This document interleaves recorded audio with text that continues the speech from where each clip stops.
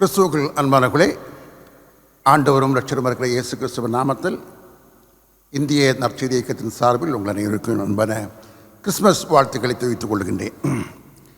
நாளிலே கிறிஸ்துமஸ் செய்தியை ஒன்றை அளிக்கலாம் என்று நான் எண்ணுகிறேன். அதற்காக ஆதாரமாக நான் தெரிந்து கொண்ட வேத வசனம் ஏசாயா 9:6. நமக்கொரு பாலகன் பிறந்தார், நமக்கொரு குமாரன் கொடுக்கப்பட்டார், கர்த்தத்துவம் அவர் தோளின் மேல் இருக்கும், அவர் நாமம் அதிசயமானவர், ஆலோசனை கர்த்தர், வல்லமையுள்ள தேவன், நித்திய பிதா, சமாதான பிரபு எனப்படும். நமக்கொரு பாலகன் பிறந்தார். பாலகன் என்று சொன்னால் குழந்தை, பால் பருகுகின்ற ஒரு குழந்தை. அவர் பாலகனாக பிறந்தார். அந்த பாலகன் அவர் ஒளியாக பிறந்தார். ஒளி நட்சத்திரம், ஒரு நட்சத்திரம் உதித்தது, ஒளி பிறந்தது.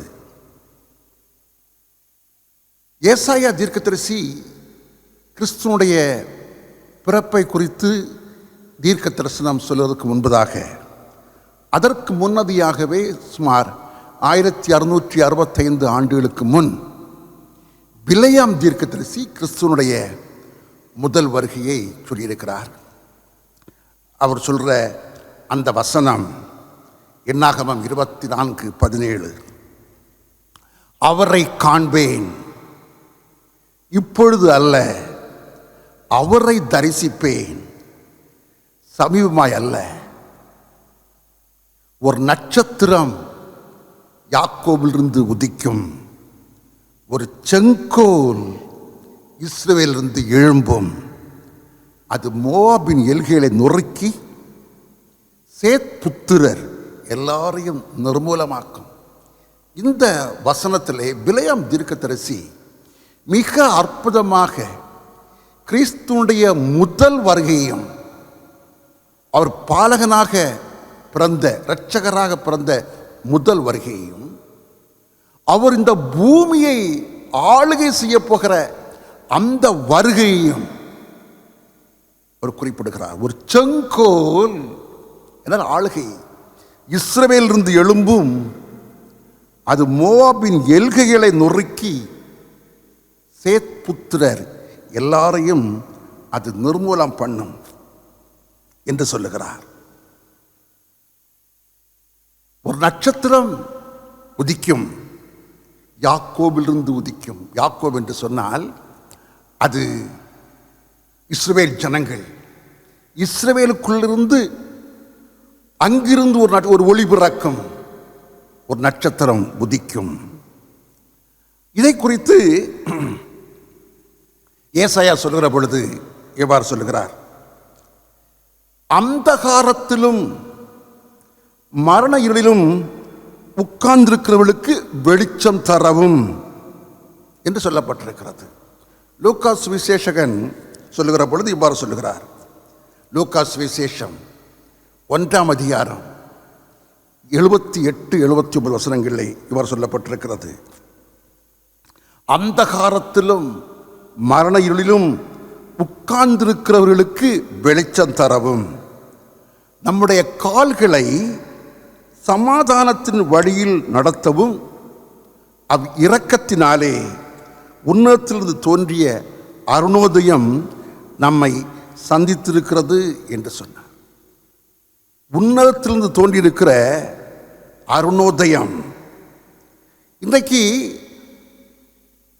இருளுக்குள் இருக்கிற மக்கள் வெளிச்சத்துக்குள் வர வேண்டும் என்று சொன்னால், கிறிஸ்துவாகிய ஒளி அவர்கள் மேல் பிரகாசிக்க வேண்டும். அப்படி என்று சொன்னால்தான் இருள் மாறும். எபேசியர் எழுதின நிருபம் 6:12 பார்க்கிறோம். அந்தகாரத்தினுடைய அதிபதி சாத்தான், சாத்தானுடைய அந்த செயல்களினாலே உலகம் இருளுக்குள் இருக்கிறது. அப்படி இருளுக்குள் இருக்கிற அந்த ஜனங்கள் விடுதலை அடையும்படி, வெளிச்சத்துக்கு வரும்படி அந்த அருணோதயம் பிரகாசித்திருக்கிறது என்று சொன்னார். ஏசாயா தீர்க்கதரிசி அவர் தீர்க்கதரிசனம் சொல்லுகிற பொழுது சுமார் 750 ஆண்டுகள் கிறிஸ்து பிறப்புக்கு முன் அந்த காலகட்டத்தில் இஸ்ரவேல் ஜனங்கள் இருளுக்குள் இருந்தார்கள். இருளுக்குள் இருந்தார்கள். ஆண்டவருடைய பிள்ளைகள் தான், அழைக்கப்பட்டவர்கள் தான். ஆனால் கற்பனைகளை மறந்து, கற்பனைகளுக்கு மாறாக கர்த்தருடைய வார்த்தைகளுக்கு செவி கொடுக்காமல் வாழ்ந்த பொழுது அங்கே இருள் அடங்கியிருந்தது. அவர்கள் இருளுக்குள் இருந்தார்கள். இதை ஏசாயா 8:22 நாம் பார்க்கிறோம். அவர்கள் எவர்கள்? இஸ்ரவேல் ஜனங்கள் அண்ணாந்து பார்ப்பார்கள், பூமியையும் பார்ப்பார்கள். ஆனாலும் இதோ இக்கட்டும் அந்தகாரமும் இருக்கும். இடுக்கத்தால் இருள் அடைந்து அந்தகாரத்தில் தள்ளுண்டு போவார்கள். இஸ்ரவேல் ஜனங்கள் இருளுக்குள் இருக்கிறார்கள். வானத்தை பார்த்தாலும் பூமியை பார்த்தாலும் அங்கே அந்தகாரம்தான் இருக்கும். இடுக்கத்தால் இருள் அடைந்து அந்தகாரத்தால் தள்ளுண்டு போவார்கள். இதுதான் அன்றைக்கு இஸ்ரவேல் ஜனங்களுடைய நிலைமையாக இருந்தது. இந்த அந்தகாரமான சூழ்நிலையில் தான் அவளுக்கு வெளிச்சம் கொடுக்க கிறிஸ்து பாலகனாக பிறந்தார். இதைத்தான் லூக்கா சுவிசேஷகத்திலே சகரியா சொல்கிறார். அந்தகாரத்திலும் மரண இருளிலும் உட்கார்ந்திருக்கிறவர்களுக்கு வெளிச்சம் தரவும், நம்முடைய கால்களை சமாதானத்தின் வழியில் நடத்தவும் இரக்கத்தினாலே உன்னதத்திலிருந்து தோன்றிய அருணோதயம் நம்மை சந்தித்திருக்கிறது. அந்தகாரத்திலும் மரண இருளிலும் இருக்கிறவர்கள் அவர்கள் வெளிச்சத்துக்குள் வர வேண்டும். இந்த அந்தகாரம் எப்படி வருகிறது? அந்த மரண இருள் எப்படி வருகிறது? சாத்தானாலே வருகிறது என்று சொன்னேன். சாத்தான் தான் அந்தகார லோகாதிபதி. அவளுக்கு வெளிச்சம் கொடுக்க இயேசு கிறிஸ்து இந்த பூமியிலே வந்தார். அவர் யாக்கோபிலிருந்து வந்த வெளிச்சம். ஆனால் அந்த வெளிச்சம் புறஜாதிகளுக்குள்ளும் அது பிரகாசித்தது. புறஜாதிகளுக்குள்ளும் அது பிரகாசித்தது. லூக்கா சுவிசேஷம் 2ஆம் அதிகாரம் 30-32 வசனங்களை பார்க்கிற பொழுது அங்கே சொல்லப்பட்டிருக்கிறது, புறஜாதிகளுக்கு பிரகாசிக்கிற ஒளி என்று. இஸ்ரவேலுக்குள்ளே ஆரம்பமானது. அந்த ஒளி அப்படி பரவி புறஜாதிகளுக்குள்ளும் பிரகாசிக்கிறது. புறஜாதிகளுக்குள் பிரகாசிக்கிற ஒளியாகவும் உம்முடைய ஜனமாகிய இஸ்ரவேலுக்கு மகிமையாகவும் தேவரீர் சகல ஜனங்களுக்கும் முன்பாக ஆயத்தம் பண்ணின அந்த இரட்சண்யத்தை என் கண்கள் கண்டது. கிறிஸ்துவை ஒரு இரட்சண்யமாக, ஒரு இரட்சண்ய கொம்பாக பிதாவாகிய தேவன் இந்த பூமிக்கு அனுப்பியிருக்கிறார். கிறிஸ்துவாகிய நட்சத்திரம் யாக்கோபிலிருந்து உதித்தது. அது இஸ்ரவேலுக்கும் புறஜாதிக்கும் உலகம் எங்கும் உரைக்கப்பட்ட தீர்க்கதரிசன வார்த்தையின்படி அது ஒளி வீசி கொண்டிருக்கிறது. சுமார் 300-400 ஆண்டுகளுக்கு முன்பதாக உலகம் முழுதும் ஒரு இருளுக்குள் தான் இருந்தது. குறிப்பாக ஆசியா, ஆப்பிரிக்கா போன்ற கண்டங்களிலே இருள் நிறைந்திருந்தது. மக்கள் ஆண்டவரை அறியவில்லை. மனசாட்சியின் பிரகாரம் நடந்தவர்கள் மிக மிக குறைவு. இஸ்ரவேல் ஜனங்கள் கூட எகிப்திலிருந்து விடுதலை பெற்று கானானுக்கு நேராக வருகிற பொழுது, மோசே தேவனாகிய கர்த்தரோடு பேச சென்ற பொழுது அவன் வருகிறதுக்கு பிந்திவிட்டது என்று சொல்லி கர்த்தருடைய வல்லமையான ஓங்கிய புயத்தையும் கர்த்தருடைய வல்லமையான செயல்களையும் பார்த்து கண்டு அனுபவித்த அந்த இஸ்ரவேல் ஜனங்கள் கூட நமக்கு மோசேக்கு என்ன ஆனதோ தெரியவில்லை, இனி நம்மை நடத்துகின்ற தெய்வத்தை உருவாக்குவோம் என்று சொல்லிக்கொண்டு ஆரோனையும் சம்மதிக்க வைத்து அவர்கள் விக்கிரகங்களை உண்டாக்கி விட்டார்கள். சாத்தானுடைய கிரியை. அந்தகார லோகாதிபதி உள்ளங்களுக்குள்ளே சாத்தான் கிரியை செய்து மக்களை தன்வசமாக இழுத்து கொள்ளுகிறான். விக்கிரகார உலகம் அங்கும் இந்த விக்கிரகாராதனை நிறைந்திருந்த காலகட்டத்தில் தான் கிறிஸ்து புறஜாதிகளுக்கு பிரகாசிக்கிற ஒளியாக இந்த பூமியிலே வந்தார். பிசாசின் அந்தகாரத்துக்குள்ளும் மரண இருளுக்குள்ளும் சிக்கி காட்டு மிராண்டிகள் போல் வாழ்ந்து வந்த அந்த ஜனங்கள் எல்லா பேரும் கிறிஸ்துவாகிய ஒளி வந்த பிறகு சத்தியத்தை அறிந்து தேவனாகிய கர்த்தரை ஆவியோடும் உண்மையோடும் தொழுது கொள்ள வேண்டும், அவருடைய வசனங்களுடைய கட்டளையும் நடந்து பரிசுத்தம் காத்து கொள்ள வேண்டும், அப்படியே நித்திய ஜீவனை அடைந்து கொள்ள வேண்டும் என்கிற அறிவு அந்த ஒளி அவருடைய உள்ளத்திலே பிரகாசித்தது. நமக்கு ஒரு பாலகன் ஒளியாக பிறந்தார், இரட்சகராக பிறந்தார். அடுத்து சொல்லப்பட்டிருக்கிறது, நமக்கு ஒரு குமாரன் கொடுக்கப்பட்டார். பாலகன் பிறந்தார். பாலகன் பால் அருந்தும் குழந்தை. அவர் இரட்சகராக பாலகனாக பிறந்தார். நமக்கு ஒரு குமாரன் கொடுக்கப்பட்டார். ஏசாயா சொல்கிறார். குமாரன் என்று சொன்னால் மேல் சைல்டு, மேல் சைல்டு. பாலகனுக்கும் குமாரனுக்கும் வித்தியாசம் உண்டு. அந்த பாலகன் வளர்ந்து அது குமர பருவத்தை அடைகிறது. அந்த குமர பருவம் அடைந்த பிறகு அந்த குமாரன் நமக்கு பாவ பலியாக, பாவ நிவாரண பலியாக கொடுக்கப்பட்டார். குமாரன் நம்முடைய மீட்புக்காக கொடுக்கப்பட்ட பலியாக கொடுக்கப்பட்டார். கொடுக்கப்பட்ட இந்த குமாரனுக்கு பிதாவாகிய தேவன் ஆளுகையையும் கொடுக்கிறார். கிறிஸ்து இந்த நாட்களிலே இரட்சகர் என்று அறியப்பட்டிருக்கிறார். கிறிஸ்து இரட்சகர் என்றால் எல்லாருக்கும் தெரியும். ஆனால் இன்னும் கிறிஸ்து அவர் ராஜா, அவர் ராஜாவாக வர இருக்கிறார், அவர் நியாய தீர்ப்பு கொடுக்க இருக்கிறார் என்கிற அறிவு அநேகம் பேருக்கு கிடையாது. இதை பிலேயாம் தீர்க்கதரிசி தான் முன்மொழிந்திருக்கிறார். பிலேயாமை குறித்த மட்டிலே அநேகர் சொல்லுவார்கள், பிலேயாம் ஒரு மோசமான ஒரு தீர்க்கதரிசி. உண்மைதான். பிலேயாம் தேவனுடைய ஜனத்தை வழி தவற பண்ணின ஒரு மனிதன். ஆனால் அவனுடைய ஆரம்பம் மிக மிக நன்றாக இருந்தது. அவன் ஆண்டவருக்காக மிக வைராக்கியமாக இருந்தவன்.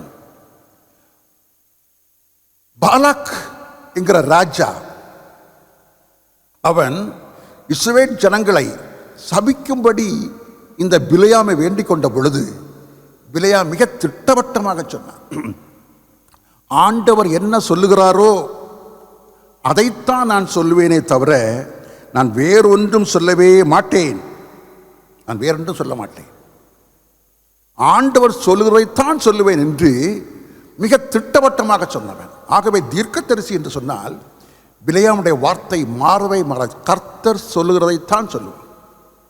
ஆனால் இந்த நாட்களில் அநேக தீர்க்கதரிசிகள் கர்த்தர் சொல்லாததையே, தங்களுடைய மனதுக்குள்ளே வந்ததை கர்த்தர் சொன்னதாக சொல்கிறார்கள். அப்படிப்பட்ட தீர்க்கதரிசிகள் உண்டு என்பதையும் பழைய ஏற்பாட்டிலே ஏசாயா எரேமியா தீர்க்கதரிசிகள் மூலமாக நாம் வேதத்திலே வாசிக்கிறோம். கர்த்தர் சொல்லாததை சொல்கிற தீர்க்கதரிசிகள். ஆனால் பிலேயாம் அப்படி அல்ல, கர்த்தர் சொன்னதைத்தான் அவர் சொல்லுவார். ஆகவே தான் கர்த்தரும் மிக ஆழமான ரகசியங்களை, பின்காலங்களில் வரப்போகிற ரகசியங்களை அவருக்கு சொல்லிக் கொடுத்து, கிறிஸ்துடைய அந்த பிறப்பை குறித்து அவர் தீர்க்கதரிசனம் சொல்லுகிற பொழுதே கிறிஸ்துடைய ஆளுகையையும் குறித்தும் அவர் சொல்லிவிட்டார். அதே வசனத்திலே சொல்லிவிட்டார். என்ன சொல்லியிருக்கிறார்? ஒரு செங்கோல் இஸ்ரவேலிலிருந்து எழும்பும். என்னாகம புஸ்தகம் 24ஆம் அதிகாரம் 17ஆம் வசனம், அதனுடைய 2ஆம் பகுதி. முதல் பகுதியை சொல்கிறது, அவரை தரிசிப்பேன், அவரை காண்பேன், ஒரு நட்சத்திரம் யாக்கோபிலிருந்து உதிக்கும். கிறிஸ்துவுடைய பிறப்பு, அவருடைய முதல் வருகை. ஒரு நட்சத்திரம் யாக்கோபிலிருந்து உதிக்கும், அவருடைய பிறப்பு. அதன் பிறகு சொல்லுகிறார், அடுத்த சென்டென்ஸ் சொல்லுகிறார், ஒரு செங்கோல் இஸ்ரவேலிலிருந்து எழும்பும். கிறிஸ்து ராஜாவாக வர இருக்கிறதை, இந்த பூமியை 1000 வருடம் அரசாட்சி பண்ணவிருக்கிறதை இங்கே சொல்லுகிறார்.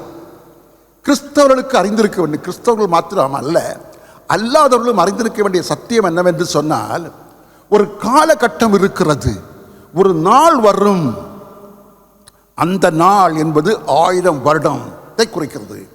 அந்த நாளிலே, அந்த 1000 வருட காலகட்டத்திலே கிறிஸ்து இந்த பூமியை அரசாட்சி புரிவார் என்பது அனைவருக்கும் தெரிந்திருக்க வேண்டும். கிறிஸ்தவர்களுக்கு மாத்திரமல்ல, அல்லாத பிள்ளைகளுக்கும் சகோதர சகோதரிகளுக்கும் சகோதரிகளும் அறிந்திருக்க வேண்டும். அனைத்து ஜனங்களும் அறிந்திருக்க வேண்டும். இப்பொழுது இரட்சகராக வந்திருக்கிற கர்த்தர் இந்த பூமியை, இந்த கடைசி தலைமுறை மக்களை 1000 வருஷம் அரசாட்சி பண்ண போகிறார். இதைத்தான் கிறிஸ்துவுக்கு முன் 1665 ஆண்டுகளுக்கு முன் பிலேயாம் சொல்லுகிறார். ஒரு செங்கோல், ஒரு ஆளுகை, ஒரு கர்த்தத்துவம் இஸ்ரவேல் எழும்பும். அது மோவாபின் எல்கைகளை நொறுக்கி, மோவாப் சொன்னால் யார்? மோவாப் என்பவர்கள் கர்த்தருக்கு பிரியமில்லாத, கர்த்தருடைய வார்த்தைக்கு மாறாக செயல்படுபவர்கள், கர்த்தருடைய கட்டளைக்கு விரோதமாக செயல்படுகிறவர்கள், கற்பனைகளுக்கு மாறாக செயல்படுகிறவர்கள். கர்த்தர் விக்கிரக ஆராதனை செய்யாத என்று சொல்கிறார், அவர்கள் அதைத்தான் செய்வார்கள். விபச்சார வேஷத்தை நாம் பண்ணாதன்னு சொல்லி இருக்கிறார் கர்த்தர், அவர்கள் அதைத்தான் செய்வார்கள்.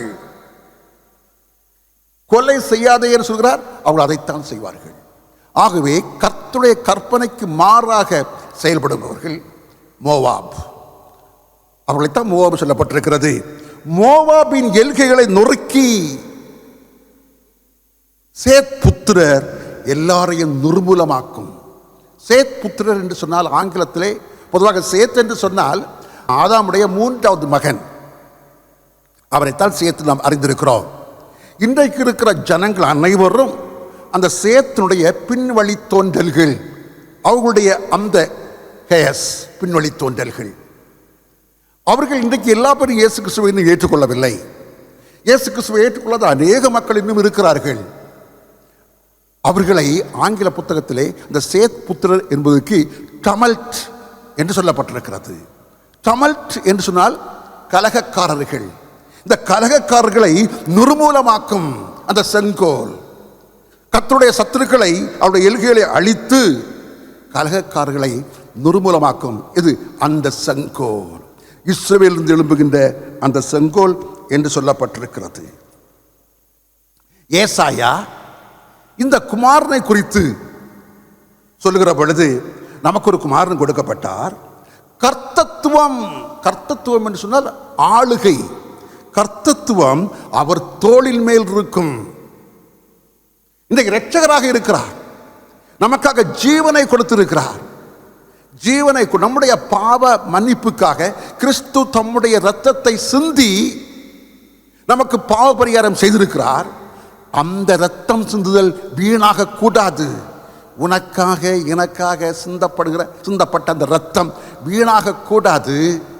மகனே, என்னை ஏற்றுக்கொள், உன் நெஞ்சத்தை எனக்கு தா, நீ பாவ மன்னிப்பை பெற்றுக்கொள், பாவ பரிகாரம் வாங்கிக்கொள் என்று கேட்கிறார். இரட்சகராக அன்பாக கேட்கிறார்.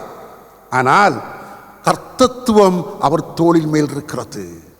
நாள் வரும், நியாயத்தீர்ப்பு நாள் வரும். அப்பொழுது அந்த ரட்சிப்பை பெறாதவர்கள், கிறிஸ்துவாகிய இரட்சகரிடமிருந்து அந்த ரட்சிப்பை பெறாதவர்கள், அப்பொழுது அவர்கள் கண்ணீர் சிந்த வேண்டிய காலம் வரும், கண்ணீர் சிந்த வேண்டிய அந்த கட்டம் வரும். அதைத்தான் ஏசாயா சொல்லுகிறார். கர்த்தத்துவம் அவர் தோளின் மேல் இருக்கும் என்று ஏசாயா 9:7 சொல்லுகிறார். தொடர்ந்து சொல்லுகிறார் ஏசாயா, தாவீதின் சிங்காசனத்தையும் அவருடைய ராஜ்யத்தையும் இந்த குமாரன் திடப்படுத்துவார். தாவீதினுடைய சிங்காசனத்தை இவர் திடப்படுத்துவார் என்று. இஸ்ரவேலிலிருந்து எழும்பும் செங்கோல் மோவாபின் எல்கைகளை நொறுக்கும் என்று பிலேயாம் சொல்லுகிறார். அவர் சொன்ன வார்த்தையின்படி அந்த செங்கோல் நொறுக்கியது எப்படி? தாவீது ராஜாவின் மூலமாக. முதலாக தாவீது ராஜா தான் அந்த மோவாப் புத்திரனுடைய எல்கைகளை நொறுக்கினார். அதை குறித்து 2 சாமுவேல் 8ஆம் அதிகாரம் 2ஆம் வசனம் சொல்லுகிறது, தாவீதை கொண்டு கர்த்தர் மோவாபை முறியடித்து மோவாபியரை தரை மட்டும் பணிய பண்ணினார். அந்த செங்கோல் மோவாபியரை தரை மட்டும் பணிய செய்தது தாவீது ராஜா மூலமாக. முதலாக மோவாபியர் அப்பொழுது தாவீதை சேவித்து அவனுக்கு கப்பம் கட்டுகிறவர்கள் ஆனார்கள் என்று நாம் வாசிக்கிறோம். ஆகவே லிட்டரலாக சரீர பிரகாரமாகவே அப்பொழுதே மோவாபின் எல்கையில் நொறுக்கப்பட்டு விட்டது தாவீதின் காலத்திலே. இந்த குமாரனை குறித்து நமக்கு ஒரு குமாரன் கொடுக்கப்பட்டார். இந்த குமாரனை குறித்து ஏசாயா 11:9 இவ்வாறு சொல்லப்பட்டிருக்கிறது, ஈசாயின் அடிமரத்திலிருந்து ஒரு துளிர் தோன்றும். இந்த தேவகுமார் நாம் கிறிஸ்து அவை குறித்து ஏசாயா 11:4 இவ்வாறு சொல்லுகிறது. ஏசாயா 11:4 இவ்வாறு சொல்லுகிறது, அந்த துளிர் நீதியின்படி ஏழைகளை நியாயம் விசாரித்து யதார்த்தத்தின்படி பூமியில் உள்ள சிறுமையானவர்களுக்கு தீர்ப்பு செய்து பூமியை தமது வாக்கின் கோலால் அடித்து தமது வாயின் சுவாசத்தால் துன்மார்க்கரை சங்கரிப்பார். கிறிஸ்து பிறக்கிற பொழுது கிறிஸ்துனுடைய பிறப்பின் காலத்திலேயே அவருடைய ஆளுகையை குறித்து ஏசாயாவும் சொல்லியிருக்கிறார். தமது வாயின் சுவாசத்தினாலே துன்மார்க்கரை சங்கரிப்பார். இந்த சம்பவம் கிறிஸ்து பூமியை ஆளப்போகின்ற அந்த 1000 வருட அரசாட்சியை குறிக்கிறது.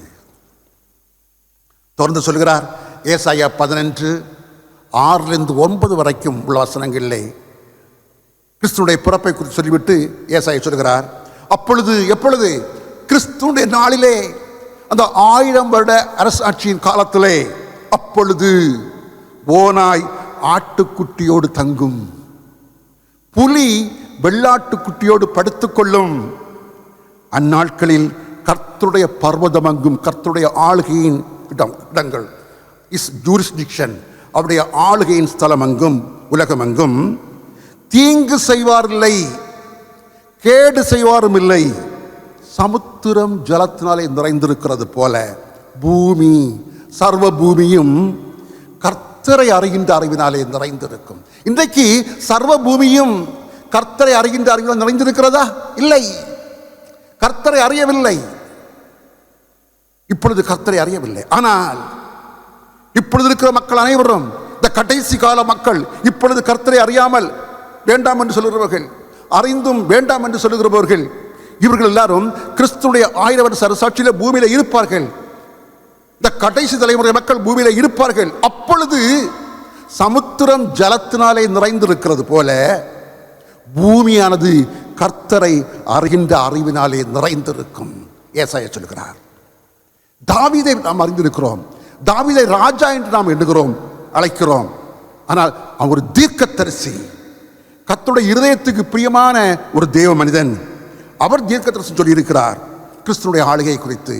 சங்கீதம் 2 சொல்கிறார், சங்கீதம் 2-3 வசனங்களில் சொல்கிறார், கர்த்தருக்கு விரோதமாக இந்த குமாரன், நமக்கு ஒரு குமாரன் கொடுக்கப்பட்டிருக்கிறாரே, அந்த குமாரனாகிய கர்த்தருக்கு விரோதமாகவும் அவர் அபிஷேகம் பண்ணினவருக்கு விரோதமாகவும் பூமியின் ராஜாக்கள் எழும்பி நின்று, இந்த காலகட்டத்தில் பூமியின் ராஜாக்கள் எழும்பி நின்று அதிகாரிகள் ஏகமாக ஆலோசனை பண்ணி, என்ன பார்க்கிறோம் இல்ல, சுவிசேஷம் அறிவிக்க கூடாது, இயேசுவை பற்றி பேசக்கூடாது, மதமாற்றம் பண்ணக்கூடாது, சுவிசேஷத்தை அறிவித்தாலே அது மதமாற்றம் என்று சொல்லி அதுக்கு ஒரு பெயர் கட்டி பெயர் சூட்டி அதை செய்யக்கூடாது, இயேசுவை பற்றி பேசக்கூடாது, சர்ச்சு கட்டக்கூடாது, சுவிசேஷம் அறிவிக்கக்கூடாது. அதான் அதிகாரிகள் ஏகமாக ஆலோசனை பண்ணி அவர்கள் கட்டுகளை அறுத்து அவர்கள் கயிறுகளை நம்மை விட்டு எறிந்து போடுவோம் என்கிறார்கள். என்ன கட்டுகள்? அவர்கள் சுவிசேஷத்தை சொல்லி தேவனுடைய கற்பனைகள் அந்த கற்பனைகள் எல்லாவற்றையும், அந்த கட்டுகளை அறுத்து விடுவோம், அது நமக்கு வேண்டாம், கயிறுகளை நம்மை விட்டு அறுத்து விடுவோம் என்கிறார்கள். ஆனால் பிதாவாகிய தேவன் தம்முடைய குமாரனை ஜனிப்பித்த நாளிலே அவர் சொல்கிறார், வசனம் 8, சங்கீதம் 2:8. என்னை கேளும், அப்பொழுது ஜாதிகளை உமக்கு சுதந்திரமாகவும் பூமியின் எல்கைகளை உமக்கு சொந்தமாகவும் கொடுப்பேன் என்பதாக. வசனம் 9 சொல்லுகிறார், இருப்பு கோலால் இவர்களை இன்றைக்கு உமக்கு விரோதமாக பேசுகிறவர்களை இருப்பு கோலால் அவர்களை நொறுக்கி குயக்கலத்தை போல அவளை உடைத்து போடுவீர். இருப்பு கோல் ஆட்சி ஒரு கட்டாயமான ஆட்சி. இந்த இருப்புக்கோள் ஆட்சி என்பது கிறிஸ்துவை அன்றைக்கு அந்த 1000 வருஷ அரசாட்சியிலே வேண்டாம் என்று சொல்லுபவர்கள், அவருடைய ஜனங்களை துன்புறுத்த நினைக்கிறவர்கள், இவர்களுக்கு உடனுக்கு உடன் அடி உண்டு, தண்டனை உண்டு. ஆகவே தான் அந்த நாள், அந்த காலகட்டம் ஒரு இருப்புக்கோள் ஆட்சி என்று சொல்லப்பட்டிருக்கிறது. குயக்கலத்தை நொறுக்கிறது போல இவர்களை அந்த துன்மார்க்கரை, கிறிஸ்துவுடைய 1000 வருஷம் அரசாட்சியிலே பூமியிலே இருக்கிற அந்த துன்மார்க்கரை நீ உடைத்து போடுவீர். அவர்கள் எல்லாரும் நொறுக்கப்பட்டு ஒழுங்காக கர்த்தரை சேவிப்பார்கள். முழங்கால் யாவும் முடங்கும், நாவுகள் யாவும் அறிக்கை பண்ணும் என்கிற வசனம் அப்பொழுது நிறைவேறும். சகரியாவின் புஸ்தகம் 14 அதிகாரம் 7 வசனம் சொல்கிறது, ஒரு நாள் உண்டு, அது கர்த்தருக்கு தெரிந்தது, அது பகலும் அல்ல இரவும் அல்ல, ஆனாலும் சாயங்காலத்திலே வெளிச்சம் இருக்கும். ஒரு நாள் உண்டு, அது பகலும் அல்ல இரவும் அல்ல. அது என்ன பகலும் அல்ல இரவும் அல்ல என்று சொன்னால், பகல் நேரத்திலே அந்த சூரியன் மிக பயங்கரமாக தன்னுடைய கதிர்களை வீசாது, இதமான கதிர்களை வீசும். ஆகவே ரொம்ப கடுமையான வெளிச்சம், சூரிய வெளிச்சம் இருக்காது. பகலும் அல்ல இரவல்ல, இரவும் அல்ல. அப்படி என்று சொன்னால் அந்த நாட்களிலே இரவு இருக்காது, வெளிச்சம் இருக்கும். கிறிஸ்துனுடைய ஆளுகையின் பொழுது வெளிச்சம் இருக்கும், இரவிலும் வெளிச்சம் இருக்கும். அதுதான் அந்த நாளிலே கிறிஸ்து 1000 வருஷம், அந்த நாள் என்பது 1000 வருஷம் அவர் அரசாட்சி பண்ணுவார். அப்பொழுது கர்த்தர் பூமி எங்கும் ராஜாவாக இருப்பார். அந்த நாளிலே, அந்த 1000 வருட அரசாட்சியிலே கர்த்தர் இருப்பார், ஒரே கர்த்தர் இருப்பார். அவருடைய நாமமும் ஒன்றாயிருக்கும். வசனம் 9 சொல்கிறது, சகரியான் புஸ்தகம் 9 வசனம். ஆகவே அன்பான தேவனுடைய பிள்ளைகளே, கிறிஸ்துடைய பிறப்பின் நாளாகிய இந்த நாள் நிறைவுறுகிற நாளிலே அவருடைய மறுபடியுமான மீண்டுமான வருகை நாளை, 1000 வருஷ அரசாட்சி நாளை நாம் நினைவு கூர்ந்து அதற்கு தகுதியாக வாழ்ந்து கர்த்தருடைய ஆசீர்வாதத்தை பெற்றுக்கொள்ள தேவன் நம் ஒவ்வொருவருக்கும் கிருபை செய்வாராக. ஆமேன். நாம் ஜெபம் பண்ணுவோம். நேசிக்கிற ஆண்டவரை, விதைக்கப்பட்ட வசனங்கள் உள்ளங்களில் பதிந்து 1, 30, 60, 100 பலனை கொடுக்க கர்த்தர் கிருபை தருவீராக.